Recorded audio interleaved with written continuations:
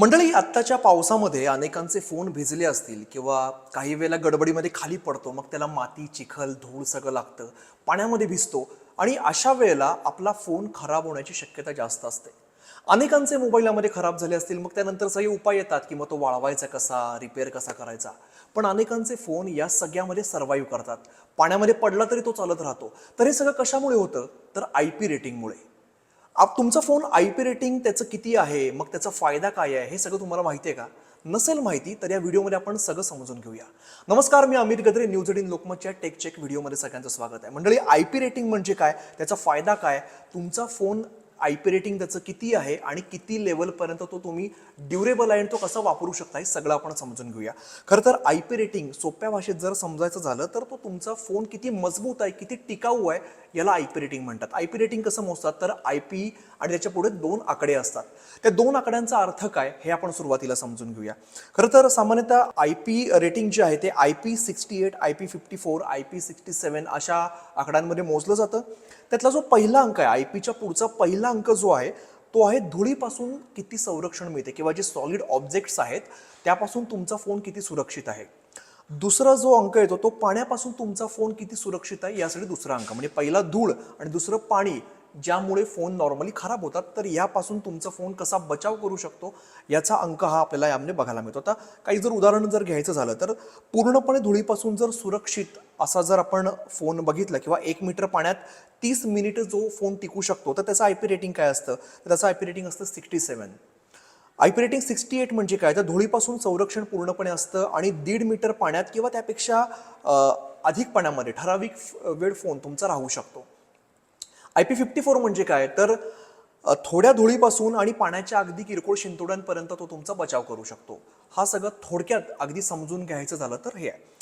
आता IP rating का महत्त्वाचं आहे? सगळ्यात महत्त्वाचा प्रश्न, कारण यापासून तुमचा फोन जर पाण्यात पडला तर किती टिकू शकतो, धुळीमध्ये पडला तर किती टिकू शकतो, हे आपल्याला यामध्ये समजू शकतं. त्यामुळे IP रेटिंग असणं खूप गरजेचं आहे. आणि नॉर्मली आजकाल मिड रेंज फोन जे आहेत आणि प्रीमियम फोन या सगळ्यामध्ये आपल्याला IP रेटिंग बघायला मिळतं. आता IP रेटिंगचे जे 2 आकडे आहेत त्यातला जो पहिला आकडा आहे तो असतो 0 ते 6 पर्यंतचा. 0 म्हणजे काहीच प्रोटेक्शन नाहीये, 6 म्हणजे सगळ्यात जास्त प्रोटेक्शन आहे. आपण समजून घेऊ ते कसं आहे. आणि दुसरा जो अंक असतो तो 0 पासून 9 पर्यंत असतो. आणि धुळीचा जो अंक आहे तो 0 ते 6, पाण्याचा जो अंक आहे तो 0 ते 9 पर्यंत मोजला जातो.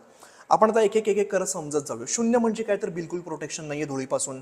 1 म्हणजे काय, तर 50 mm पेक्षा मोठ्या वस्तूंपासून, म्हणजे तुमचा अचानक काही धक्का लागला किंवा जरासा फोन किरकोळ अंतरावरून पडला तर त्यापासून तुमचं रक्षण होऊ शकतं त्या फोनचं.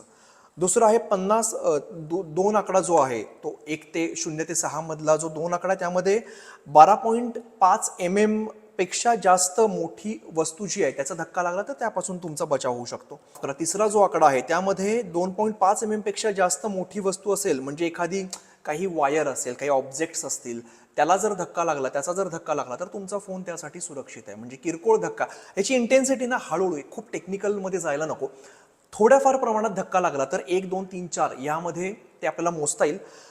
6 जो आकडा आहे किंवा 5 आकड्यापासून आपण परत सुरू करू. 5 जो आकडा आहे तो डस्ट प्रोटेक्टेड आहे, धुळीपासून त्याचा बचाव होऊ शकतो आणि थोडीफार धूळ आत जाऊ शकते पण पूर्णपणे तो खराब नाही होणार.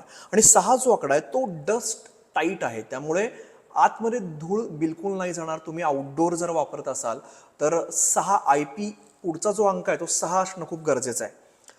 आता आपण जो 2 नंबरचा अंक आहे त्याकडे वळूया. हे झालं धुळी संदर्भातलं. आता आहे पाण्यापासून किती बचाव करतोय तुमचा फोन. 0 म्हणजे बिलकुल प्रोटेक्शन नाहीये. 1, 2, 3, 4 हे आपण खूप टेक्निकलमध्ये न जाता थोड्याफार प्रमाणात पाण्यापासून बचाव करेल, अगदी शिंतोड्यापासून बचाव करेल. आपण डायरेक्ट जाऊया 6व्या अंकावरती.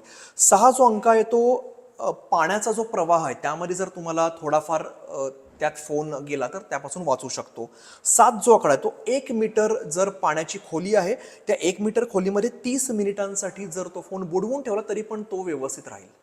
पुढचा आकडा आपण घेऊ 8 आकडा. IP पहिला आकडा धुळीचा, दुसरा आकडा पाण्याचा, त्यातला जर 8 आकडा जर असेल तर 1 मीटरपेक्षा जास्त जर खोल पाणी असेल तर त्यामध्ये तो पूर्ण वेळ जरी तुम्ही बुडवून ठेवलात तरी त्याला काहीही होणार नाही. तो त्या पद्धतीने फोनचं संरक्षण करेल. आणि शेवटचा जो आकडा आहे 9, तर त्यामध्ये हाय प्रेशर असेल पाण्यामध्ये किंवा पाण्याचं तापमान थोडंसं जास्त असेल तरी सुद्धा त्यात सर्व्हाइव्ह करू शकेल. म्हणजे सगळ्यात जास्त आकडा 9 आहे. आता ह्या सगळ्यामध्ये जर तुम्ही अगदी स्विमिंग पूलमध्ये फोन जरी घेऊन गेलात तरी सुद्धा फोनला अडचण येण्याचे चान्सेस कमी असतात. जरी IP रेटिंग असलं तरी सुद्धा वॉटर डॅमेजसाठी कंपनीला आपण क्लेम करू शकत नाही, हे समजून घ्या. त्यामुळे हे जस्ट तुमच्या सिक्युरिटीसाठी, सेफ्टीसाठी, अगदीच जर पर्याय नाहीये, त्याला पाणी लागलं, धूळ लागली तर त्यापासून बचावासाठी हे सगळं आहे. आता IP67 रेटिंग असेल याचा अर्थ तो पूर्णपणे धूळरोधक आहे. तो 1 मीटर पाण्यामध्ये 30 मिनिटांसाठी राहू शकतो. नॉर्मली जे फोन आपल्याला बघायला मिळतात त्या अशा पद्धतीचं रेटिंग असतं. त्यामुळे नवीन मोबाईल घेत असाल किंवा कोणतंही इलेक्ट्रॉनिक गॅजेट घेत असाल तर त्याचं IP रेटिंग इथून पुढे नक्की बघा. आणि तुम्हाला या IP रेटिंगबद्दल माहिती होतं का, किंवा तुम्ही फोन घेताना विचार करून घेतला होता का हे सांगा. आणि इथून पुढे फोन घेताना IP रेटिंग बघून नक्की घ्या. या माहितीपूर्ण व्हिडिओमध्ये इथेच थांबतोय. मात्र अशाच सगळ्या आपण टेक्नॉलॉजीबद्दल जे काही व्हिडिओज करतोय यात तुम्हाला जर कोणता व्हिडिओ हवा असेल तर तुम्ही कमेंट बॉक्समध्ये नक्की सांगा. आपण त्यावरती सुद्धा व्हिडिओ बनवायचा प्रयत्न करू. आणि अशाच व्हिडिओसाठी बघत राहा News18 लोकमत.